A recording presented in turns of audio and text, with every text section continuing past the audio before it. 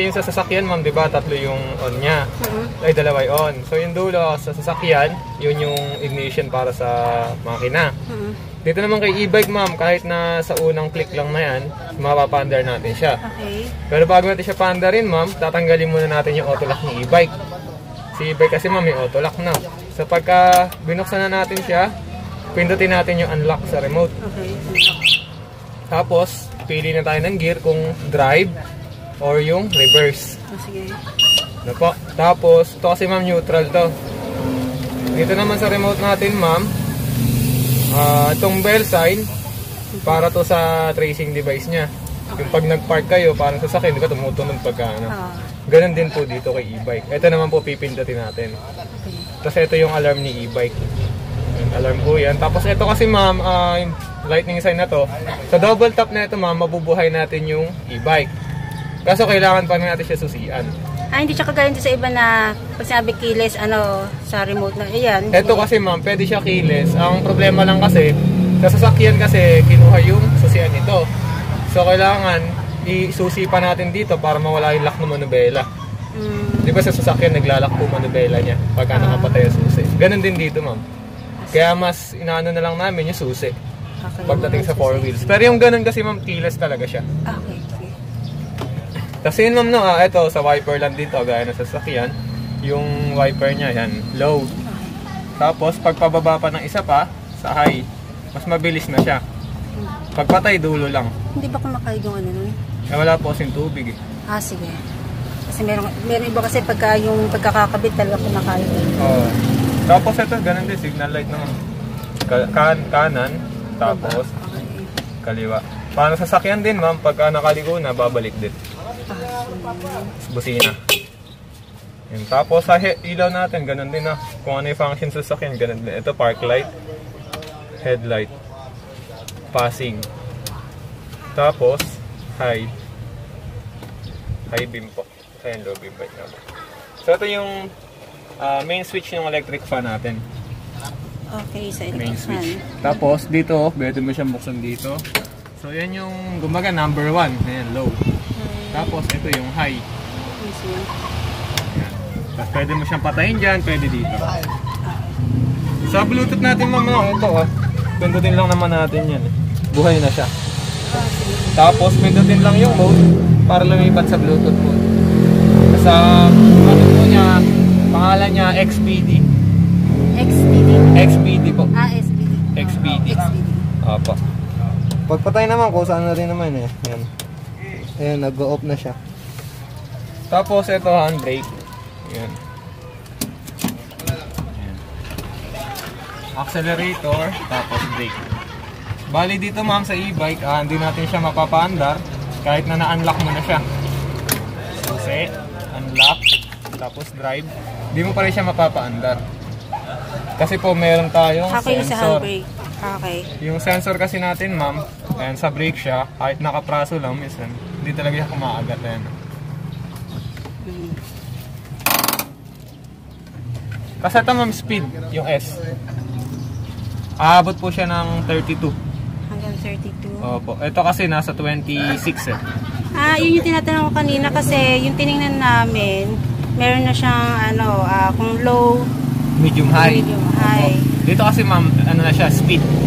Pag sinabi speed, hanggang yun yung todo na. Oo, kaya nang tumodo nun. Pero pag sa drive, may limit na po siya hanggang 26. Okay, hanggang 26. Opo. Binaba kasi ito, ma'am, latest release na uli ito. Kasi yung naunang ni-release, umaabot ng 60. So, medyo mapagpag. Tsaka nasisita kasi ng LTO yung ganun eh. Hanggang 40 lang kasi talaga kami e-bike. Okay. Tapos sa charger natin, ma'am, dito tayo. Ito muna pala, panel board. Sa panel board natin, ma'am, yan 63 volts. Dito tayo titingin, no? Pag tinanggal naman natin to, mas malilinaw na siya.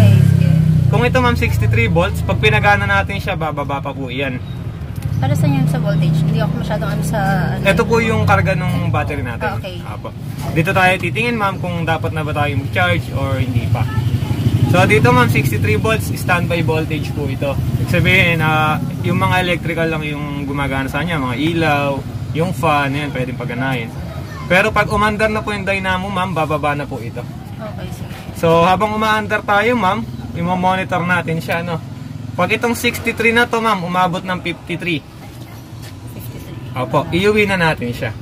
Mm, Pagpapahingay natin siya, ma'am, 15 to 20 minutes. Tapos, i-charge po natin sa loob ng 8 oras. Straight po yun, no, ma'am. Wala pong putol yung 8 oras na yan. Kasi po, ma'am, ang low bat natin, ma'am, yung drain natin, 52. 53, ma'am, para maiwasan natin yung pagka-drain ni battery. Tapos 62 tsaka 63, yun po yung full charge natin. ganun lang yung Apo, pinakaan. pero matagal pa rin kasi siyang ubusin dahil sa amperahe ng battery natin. Unlike po ma'am sa 20 ampere na napakabilis lang talaga. So, 52, yun na yung low bat niya. Apo, 53 iuwi niya na siya. 8 hours po yun. Yung sa pagaya nun, yung saksakan namin medyo malayo. Mahaba Pwede po yung- extension ma'am, mag-extension tayo. Pero yung makapal na Kahit hindi po makapal, yung manipis, kahit yung manipis lang, Yung pwede yun, no? usual na- Opo, pwede. Bali, nandito kasi yung charger natin, no po. Patayin ko muna, ma'am, no? Ito yung spare tire natin.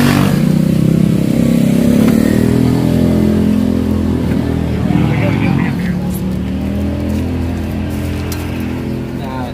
Ito yung freebies natin, ma'am, na raincoat tsaka yung helmet. Ito yung charger natin. Sa charger natin, ma'am, may paraan po, no, para tamang paggamit. Bali, ma'am, dito sa pag-charge, dito tayo sa kabila, ma'am. Sa e-bike. Saksak lang natin siya sa e-bike. Yan. Pag nasaksak na sa e-bike, saksak natin sa outlet. Ano po? So, iba siya doon sa ibang kasi ilan yung napanood namin, pagka outlet muna bago e-bike, pero kung tatanggalin na, e-bike muna bago outlet. Hindi, sa kanila yun, ma'am. Ito, baliktad naman. Baliktad dito. Alam So, niyo bago bakit, ma'am? okay. Ganito kasi yan, ma'am. Di ba po?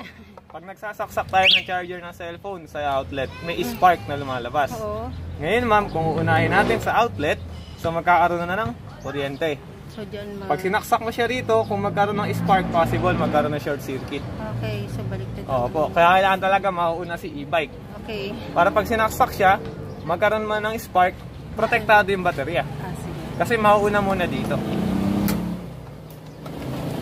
Tapos, yun naman, pagbabalik na rin lang naman natin yung napanood So, natin. kung tatanggalin ka naman Una sa outlet, bago saka sa yan, e-bike. kay baliktad. Kailangan tanggalin muna natin yung supply. Meron naman sa nasa manual ba? Wala po kasi wala. yung sa manual, opo. Okay, sige. Pag magcha-charge, e-bike before outlet. Opo. Okay. Tapos sa accelerator natin, sa pedal na yun, dahan-dahan lang tayo sa pagtapak. Oo. No, kasi mabilis yung response niya minsan. Bawa na, diinan nyo na siya, medyo delay. Pag binitawan nyo, tapos diniinan nyo uli, bigla na siyang aandar. May mga ganong Sa umpisa kasi talaga ma'am, magkakaroon ng delay. Oo. Kasi hindi siya pwede na pag tinapakan mo, makarangkada agad. Mhm. Kasi di ba, tulad niya, mayroon sa harap. Paano kung natapakan mo yung bigla? Marangkada agad, nakabangga. Kaya dito ma'am, sa e-bike na to, nilagyan siya ng delay Okay. sa unang arangkada. Para maiwasan yung mga ganun. Eto ma'am, hazard na. Pipindutin mo lang siya pababa. Paliwanag na muna yung papel ma'am. Okay, sige. Para pwede nyo na rin testing yung pagkayari. Yes. Ayan, sana nakatulong ito sa mga nagnanais din na bumili ng EMC Golf Cart ng NWOW.